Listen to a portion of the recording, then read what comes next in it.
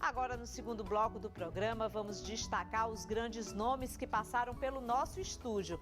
Recebemos aqui o secretário estadual de Saúde, Florentino Neto, e também o gestor municipal Gilberto Albuquerque. Tem uma entrevista bacana com um casal de nutricionistas, um pesquisador que falou sobre o pequi e uma entrevista muito legal sobre o Outubro Rosa. Vamos conferir.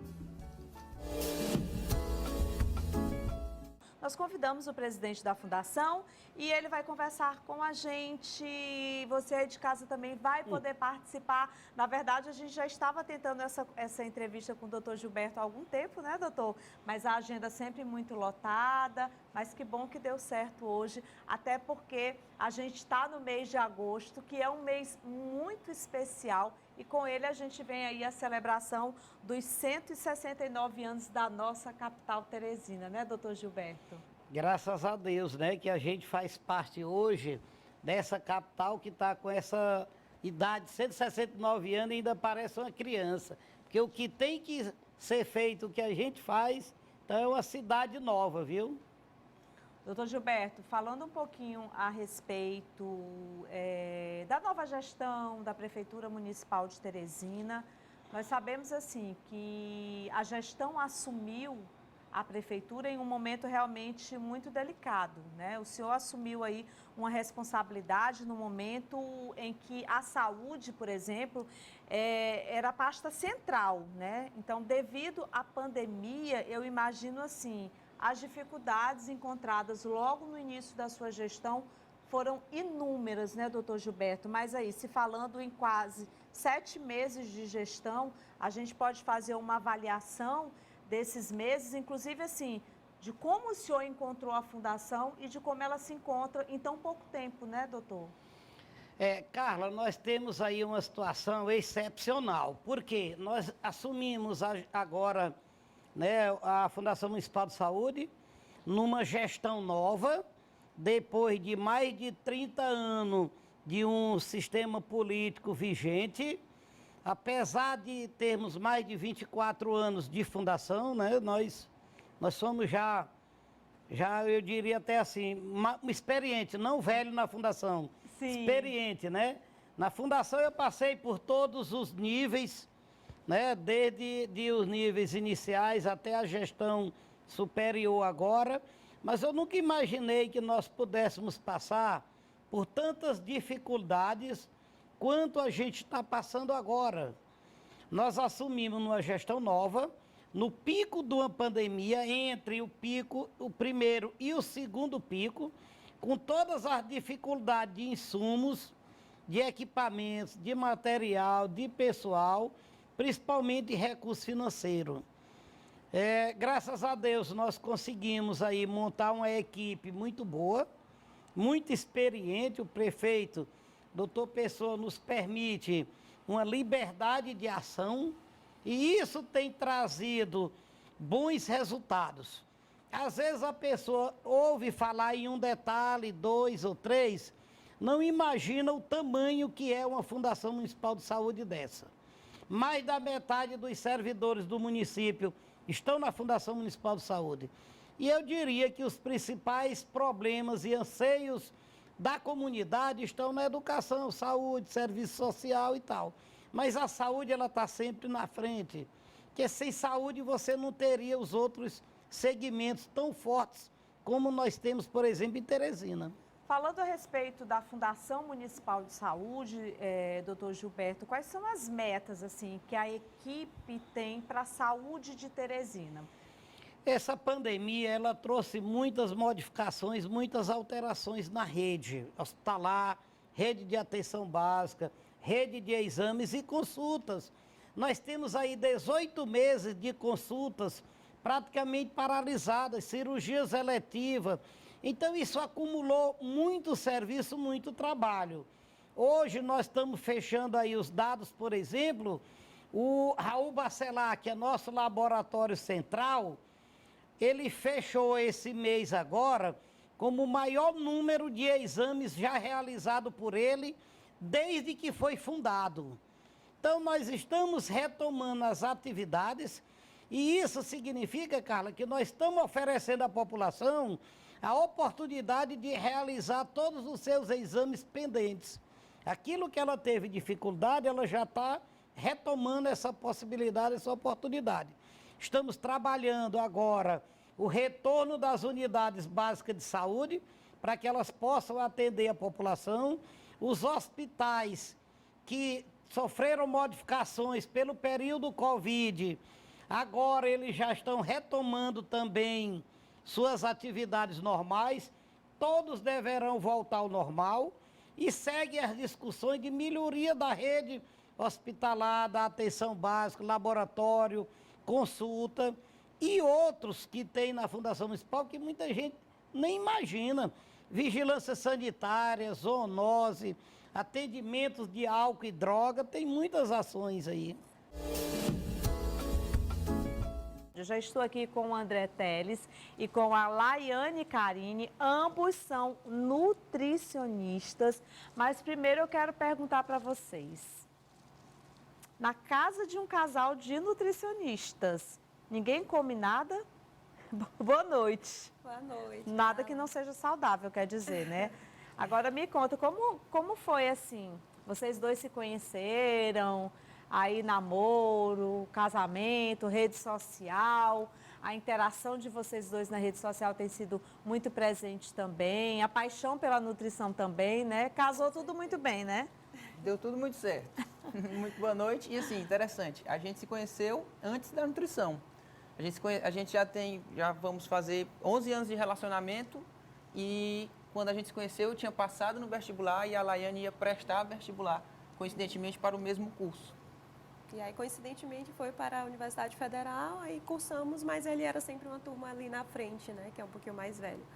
E aí, desde então, engatou a nutrição junto do relacionamento, deu tudo certo. E como é que é, assim, essa rotina pessoal de vocês, né, enquanto um casal que tem a mesma profissão? Eu acho que é muito interessante isso, né? Em casa vocês não discutem sobre a profissão? Como é que vocês aliam isso?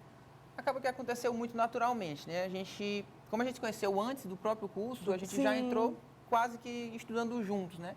E isso se refletiu também profissionalmente falando. Após formados, a gente estuda junto, ia para os mesmos congressos, então o conteúdo, o assunto, a conversa acaba batendo bastante e um ajudando o outro até no aspecto profissional, tanto que a gente segue uma linha muito semelhante. E eu acho muito interessante, gente, porque eles dois, nas redes sociais, ajudam muitas pessoas, porque assim, a gente já vê o casal nos ajudando e o casal interagindo com a gente também. No consultório, como é que tem sido assim, essa relação com vocês? Em meio a essa pandemia que a gente está enfrentando, a rede social, ela foi importante, inclusive, para que a profissão de vocês chegasse a mais pessoas? A gente já trabalhava bastante nas redes sociais antes da pandemia e aí, com a pandemia, realmente, a gente ficou até mais próximo, porque pela correria dos atendimentos, a gente só se encontrava mesmo à noite. Mas era algo que a gente já trabalhava e as redes sociais trouxeram para a gente um público que a gente não tinha como atingir, que era o atendimento online, né? O profissional de nutrição não era permitido pelo conselho fazer esse atendimento online. E aí, durante a pandemia, foi liberado, porque era a única possibilidade que tinha. E aí, a gente iniciou esse atendimento online. A gente já divide também o consultório, né? A gente já tem uma sala, a gente divide os horários aí nos nossos atendimentos. E é isso, dá tudo certo. Muita gente enxerga a nutrição como algo muito místico, muito complicado, muito caro, muito difícil, muito fora da rotina. E, na verdade, infelizmente, a nutrição, ao longo do tempo, parece que perdeu um pouco da sua simplicidade. Sim. Mas a nossa forma de ver nossa profissão e as nossas prescrições é exatamente o contrário. A gente preza muito por uma nutrição simples, de uma vida real, que qualquer pessoa pode ter, assim como a gente tem a nossa. Existe, assim, alguns alimentos que as pessoas, por exemplo, ao procurar vocês no consultório, que elas acham que tem mais medo de comer, achando que vão engordar mais e que quando chega lá, de repente, vocês falam exatamente isso aqui que vocês estão falando pra gente? Tem Cuscuz. muitos. Cuscuz e pão. Cuscuz, pão e arroz, acho que são os principais, que as pessoas têm muito medo, ainda mais nessa onda de uma alimentação mais Sim. low carb, né? As pessoas têm um receio muito grande de consumir. E- E é engraçado que a gente prescreve a dieta, a pessoa, vou poder comer isso mesmo, tem certeza, doutor? É, porque a Engraçado. gente fala assim, por exemplo, vocês falam muito sobre esse termo que eu estou falando aqui, dessas dietas não restritivas, e quando a gente fala de dieta, a gente fala tanto da questão da restrição, né? Que a gente realmente já imagina que ir a um nutricionista e fazer uma dieta, um acompanhamento nutricional, ele vai fazer com que a gente deixe de comer. E aí, muitas vezes, isso acaba criando um bloqueio na pessoa, né? E a pessoa acaba achando que é algo ruim e que não vai conseguir permanecer.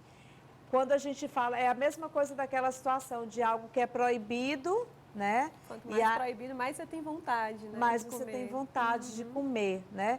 A gente está vendo aí, por exemplo, alguns alimentos. Você falou a respeito do cuscuz, do pão, Do arroz. do arroz, que são coisas que as pessoas estão achando. Se eu comer isso aí, eu já não estou fazendo uma dieta, vai me fazer mal e tal. E aí eu vou aproveitar a oportunidade que vocês estão aqui com a gente para falar sobre isso, sobre a importância de comer feijão, arroz, né, o cuscuz, o pão.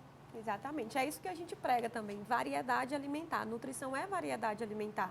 Dentro de um contexto alimentar, se você tem ali 80, 90% de alimentos nutritivos, saudáveis, ricos em fibras e vitaminas que vão te fornecer esse básico para você viver, não é aquele 10%zinho que você inclui de um alimento que não é tão nutritivo que vai estragar todo o processo. E aí isso é o que leva realmente as pessoas a não darem continuidade. Porque ela acha que comeu aqui um pãozinho à noite com uma carnezinha, pronto, acabou toda a dieta e aí já não consegue dar continuidade nesse processo, né? E aí realmente acaba entrando aí nesse efeito sanfona que o André falou.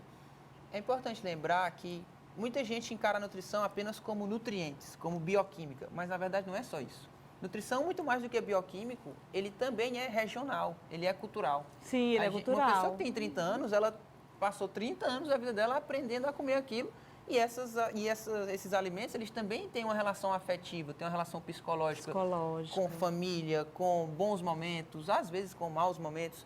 E o grande segredo da nutrição, que é o que a gente, né, luta todos os dias no consultório e nas redes sociais para mostrar para as pessoas e para ensinar, é exatamente esse equilíbrio entre os nutrientes que você precisa ingerir, a bioquímica, né, saudável que o seu metabolismo precisa ter a partir da alimentação, mas também o bom ajuste dos bons momentos em família, daquele alimento que você sabe que não é tão saudável, mas que você gosta de comer e que de um certo modo lhe faz feliz. Então, o próprio conceito de saúde não está ligado apenas à saúde bioquímica ou à saúde física.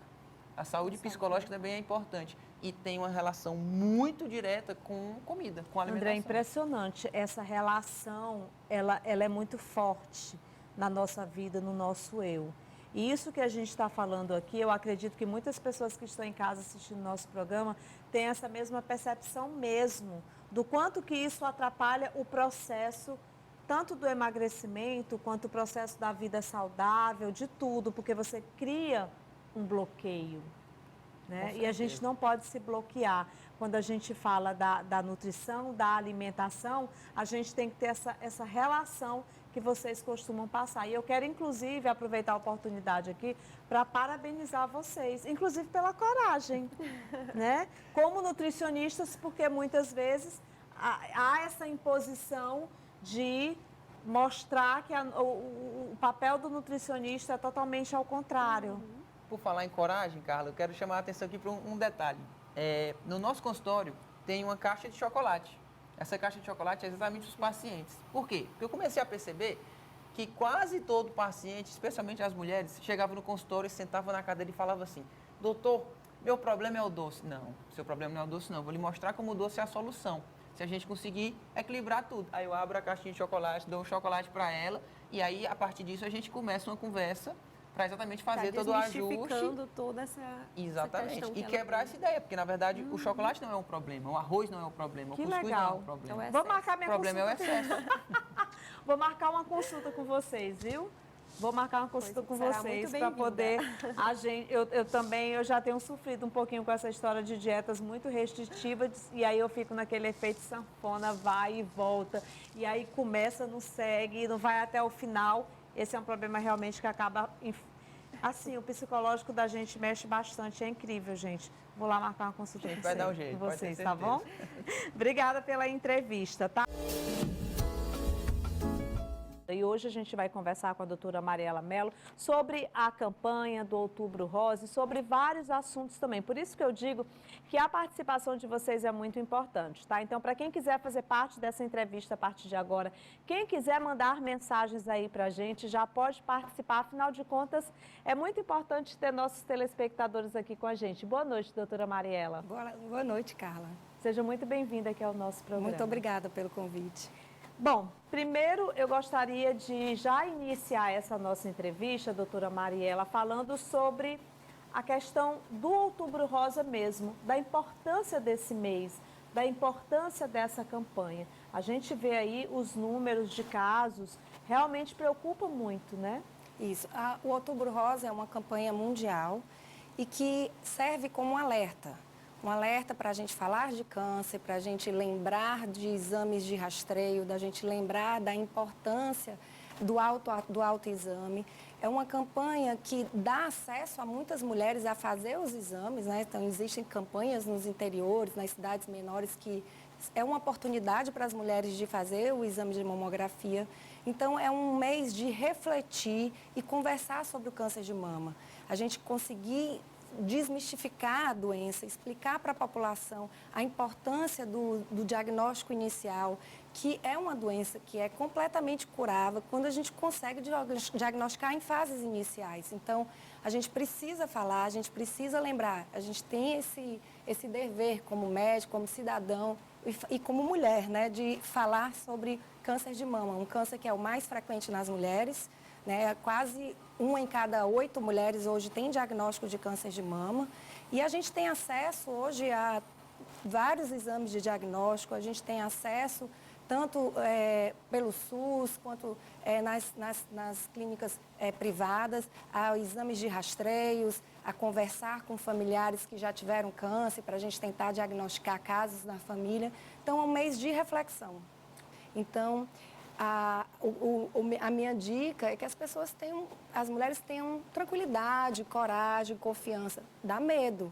Não tem como você não temer diante de um diagnóstico, porque ainda é difícil para as mulheres passar por tudo isso, mas sempre vai ter um resultado que a gente pode aguardar e ser bom para todo mundo, né? Inclusive, o apoio familiar e o apoio, inclusive, no tratamento, ele é muito importante. Eu vou pedir para o meu produtor colocar aí as imagens da Oncoclínica, inclusive no VT da Oncoclínica, se vocês observarem, tem um sininho, né, onde as pacientes que fazem, né, o tratamento do câncer, né, doutora? As mulheres, todos os pacientes que terminam, todos os pacientes, na verdade, uma forma né? da gente comemorar, né, essa vitória e toca o sino da vitória. Toca o sino da vitória. Então, assim, é uma equipe multiprofissional e quando eu falo em relação, assim, a esse tratamento humanizado, é porque é uma família, sabe, gente? A Oncoclínica, ela é uma família. Então, assim, são muitos profissionais que trabalham engajados nessa luta, pesquisadores. Nós temos, assim, excelentes profissionais que trabalham, que fazem a Oncoclínica acontecer, sabe? Olha aí as imagens, tá? E aí tem a imagem do sino. Eu sou muito emocionada com esses VT da Oncoclínica, porque fala dessas histórias de vida, né, doutora? É exatamente isso, assim, a gente sabe que realmente... Olha aí o sininho aí, gente, sabe? São muitas histórias, né? A gente está com as famílias, né, lutando pela cura. Então, isso precisa ser feito com a ajuda de vários profissionais. Ninguém vence o câncer só, né? É importante que a gente dê as mãos, é importante para a paciente essa rede de apoio da família, dos amigos e também no seu ambiente de tratamento. E a gente tem muito orgulho do trabalho que a gente faz, do tratamento humanizado, da dedicação dos nossos profissionais e é sempre muito prazeroso trabalhar lá. Com certeza. E eu aproveito aqui a oportunidade para mandar um abraço muito especial a todos os profissionais da Oncoclínica e agradecer a doutora Mariela Mello por estar aqui com a gente nessa noite, falando sobre o Outubro Rosa. A gente pôde tirar muitas dúvidas aqui. Está chegando muitas mensagens de pacientes suas, viu, que a produção está me falando aqui, dizendo, minha doutora linda, maravilhosa, nossa doutora que a gente ama, né, gente? Então, muito obrigada, viu? Ai, Carla, eu que agradeço. É sempre um prazer estar aqui com você. Seja sempre bem-vinda. E é isso, gente. Oncoclínica. Desde 2002, a inovação está presente em nossas vidas. E se viver é um processo de transformação, para nós, inovar é mais que mudar, é melhorar. Essa é a nossa missão.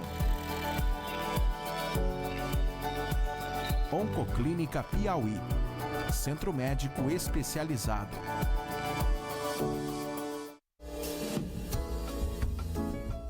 Nós convidamos para um bate-papo aqui no Canal Saúde o secretário de Estado da Saúde, Florentino Neto, e vamos conversar com ele sobre vários assuntos, como, por exemplo, a pandemia, como combater o pós-pandemia, os novos projetos da CESAP, e já estamos recebendo aqui o secretário Florentino ao vivo.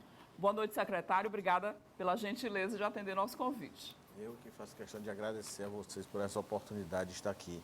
E você dizia, na próxima terça-feira nós teremos o Dia do Piauí.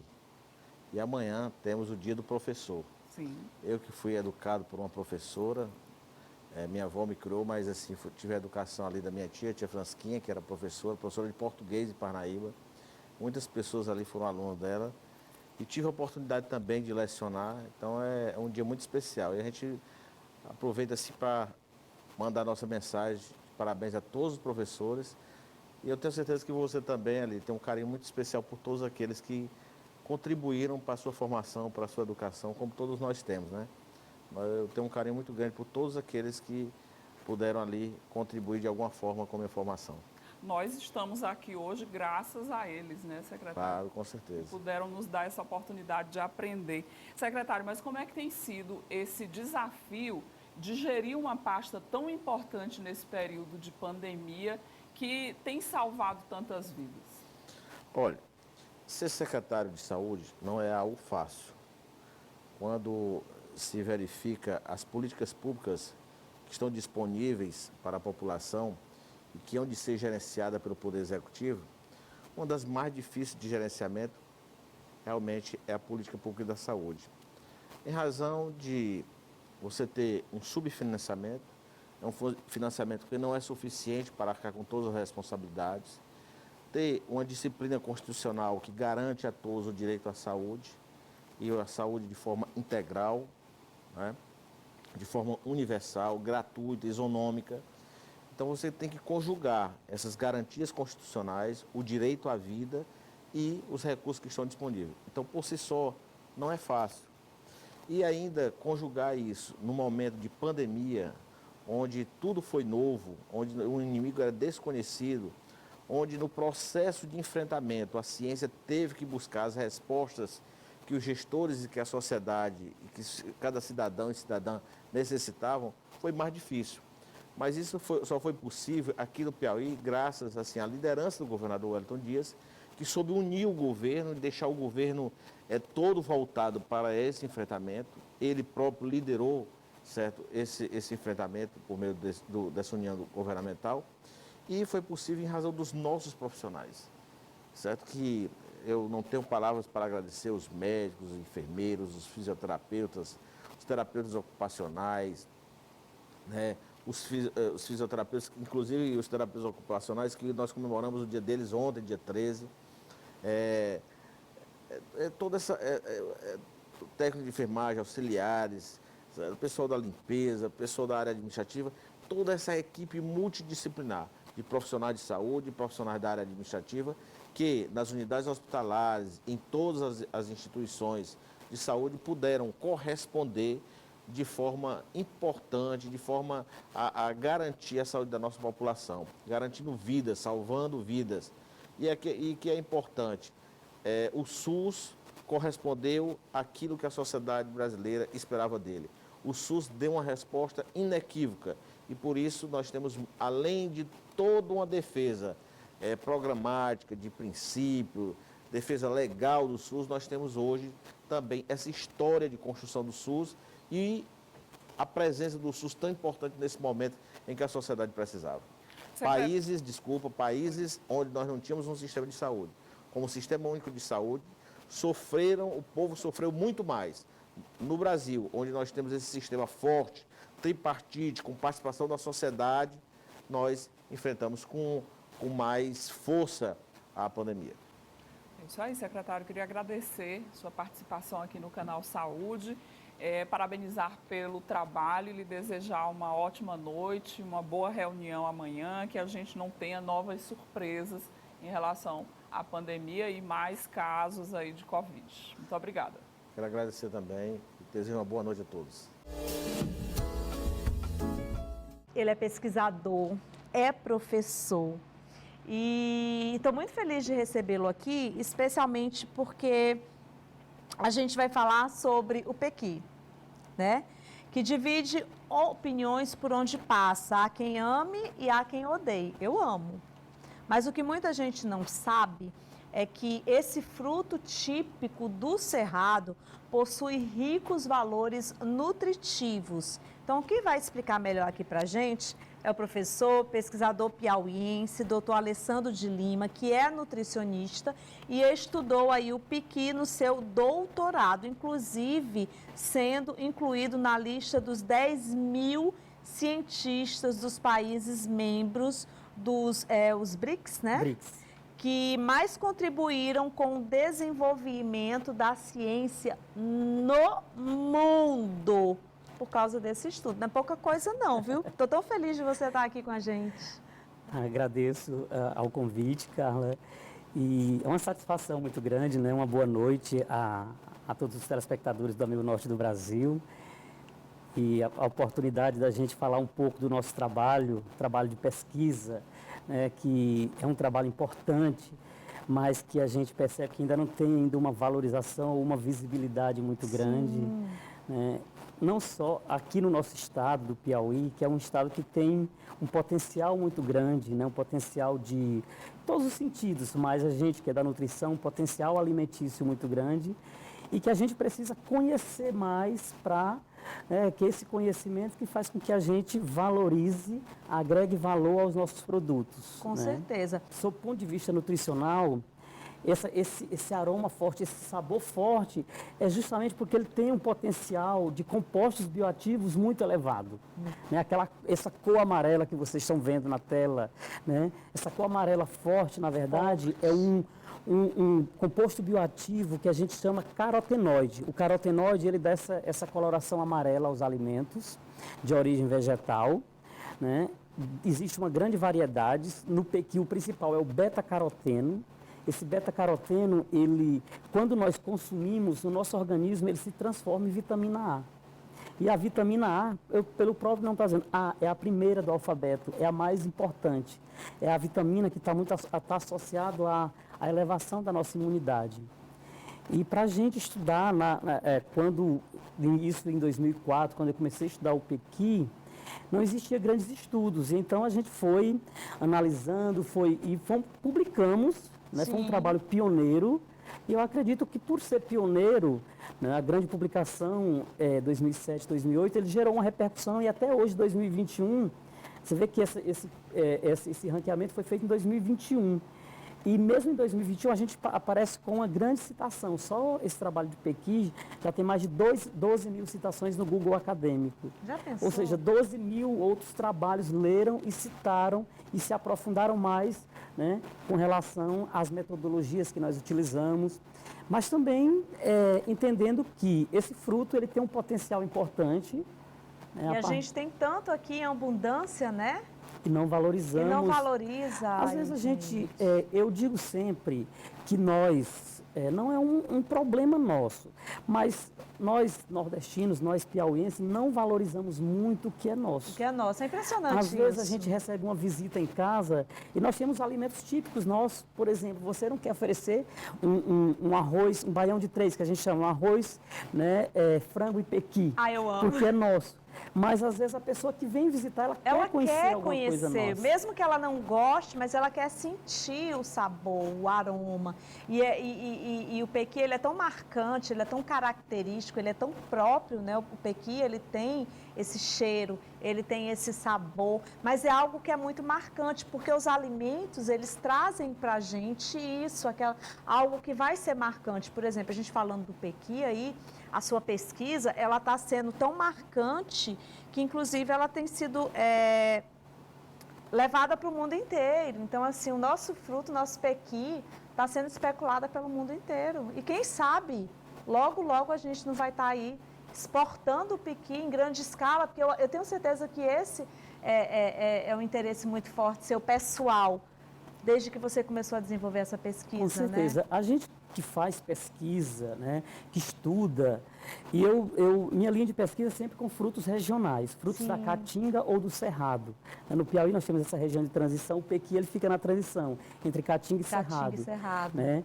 Mas para a gente é importante conhecer para justamente agregar, porque o pequi ele é um fruto do extrativismo. São aquelas famílias das comunidades rurais que coletam. Sim. Se a gente conseguir agregar valor a esse pequi, então ele pode ser um produto que vai ser industrializado, que vai gerar dividendos, que vai melhorar as condições de vida das comunidades mais carentes. Parabéns pela sua pesquisa, muito feliz realmente de você estar aí representando o nosso estado, levando o nosso pequi aí para o mundo. Você está entre os 10 maiores aí, parabéns realmente, Obrigado. viu?